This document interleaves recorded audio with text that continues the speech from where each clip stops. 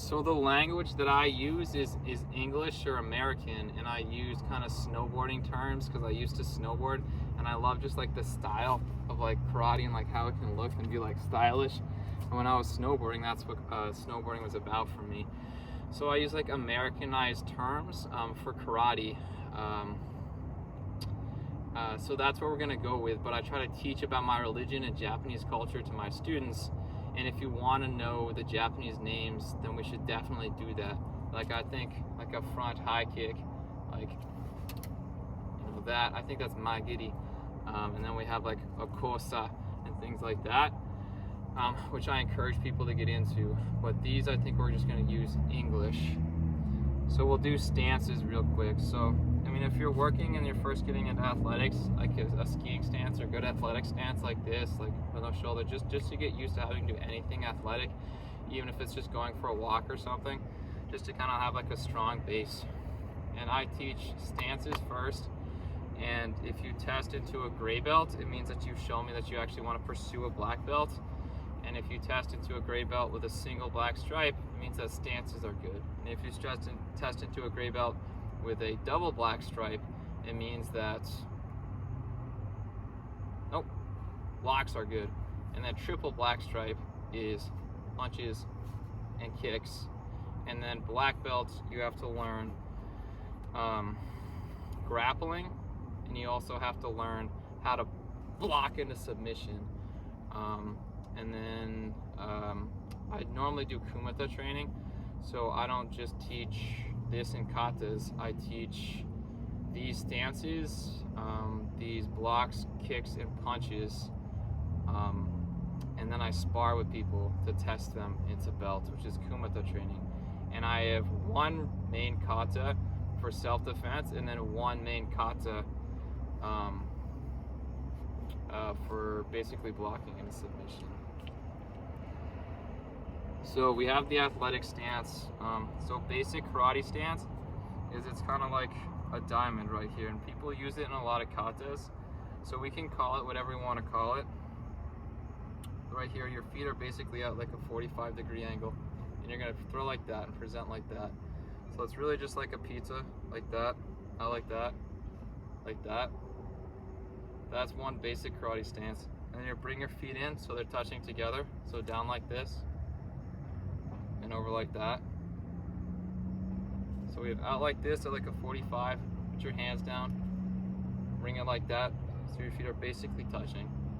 And then out like this, under the knees, we can throw that down again.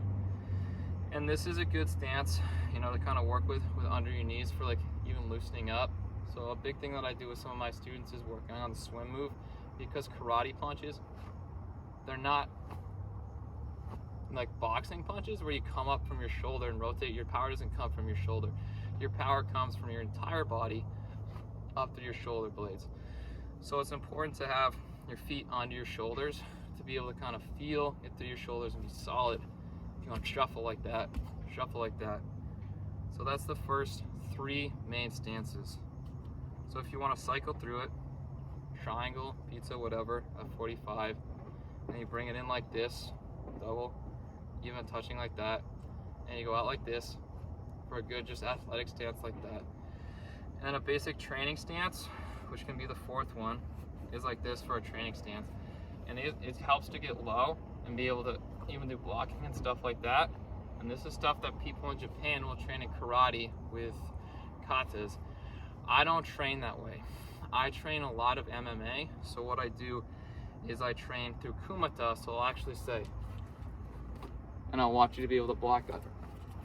Come at me. And I want you to be able to do it, you know. So by the end, you'll be prepared for an actual fight, and hopefully you'll know how hard you hit when it comes to hurting or breaking my bone, like one of my students now. So that's a long way of saying that this stance, I don't use it a lot, because I will help you do exercises and things like that specifically for your weight class in MMA. But for just testing, it is something I'd like people to know to respect traditional karate in Japan. So that's kind of the fourth stance. And then just a good fighting stance. So for me, you know, like when I shoot, and I'm a really good shooter, you know, this is isosceles, you know, if you learn how to shoot from the NRA. This is my fighting stance.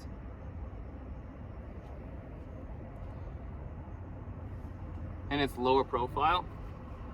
So much like, you know, I shoot as I'm trying to enlist in the US military to serve, it's a lower profile, but it's harder to shoot like that accurately. So this is harder to fight out of, but it's lower profile. So if someone's trying to come in and tag my clavicle or tag my clavicle, it's easy for me just to brush it aside. You know, if someone's trying to come up and kick, you know, hit my face, it's easy for me to just brush it aside because I'm lower profile, so I'm a smaller target, and I lead with my quad. So really, you know, if you're trying to Muay Thai, like I know, and like just do damage, I can just cat back like that all day in order to counter that type of kick, but that's what it leaves me open for. And this is my stance, like even if you watch me fight MMA, I go in and out and stuff in my karate stance pretty impressively. So that's one stance, and I think it's important too that we do a switch stance like snowboarding. So it's the same stance, but just switch, so you get used to, you know, going in and out. Like your switch stance, your fighting stance. So that's your fighting stance. So it can vary for everybody, but that's kind of the fighting stance that I try to teach with Okami Shotokan. But when I train Okami Shotokan for MMA fighters, like my kickboxer fighter, my friend, this is her stance. Like she's a kickboxer. This is her stance for Okami Shotokan. But she can do a roundhouse like that, right? Like right out of it. Or she can even do like, karate box, out of her kickboxing stance. So it's really pretty cool.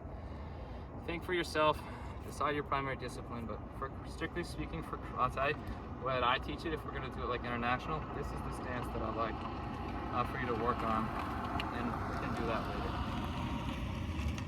And then we have like this is a front stance right here. So this is like almost 45, but a little further forward. So the knee needs to go right over the knee, over the toes, like over the knuckles of the toes. And then this back like this, like almost a skater stance, like we're stretching out our quads, and just be comfortable in it so I can't push you over. So whatever's comfortable for you, this back here at almost a 45-degree angle like this. And the idea is like this is your stance, you want to be comfortable. Punching out of it like that, you want to be punchable. Kicking out of it like that.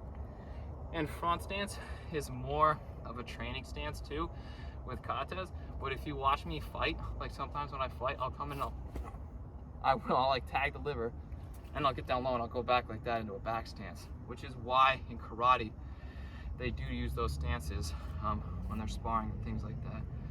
And the other one is back stance. So right here, if we have, this is our front stance at the close to 45 or whatever, like this, we tweak the back stance to the very same thing. And it's the same thing with training, where you want your knee over the knuckles, but if it's a little more or less, like it's okay. I want you to find where you're comfortable because it's kumata sparring. So we have this right here, like back on 45, and we step out like this. And this is really a back stance. And I like to get really low, like I'm surfing, like almost kung fu. But again, this is a back stance right here. Whoa, Canadian bacon, snowboarding. That's a back stance. And if you can, so the idea is, if we're in a front stance, or in a fighting stance or training stance, we can into back stance or the cat. So that's back stance. Those are the major stances. And I have other footwork drills. In the cat pose that I train in, there's a cat forward drill. You do something like this.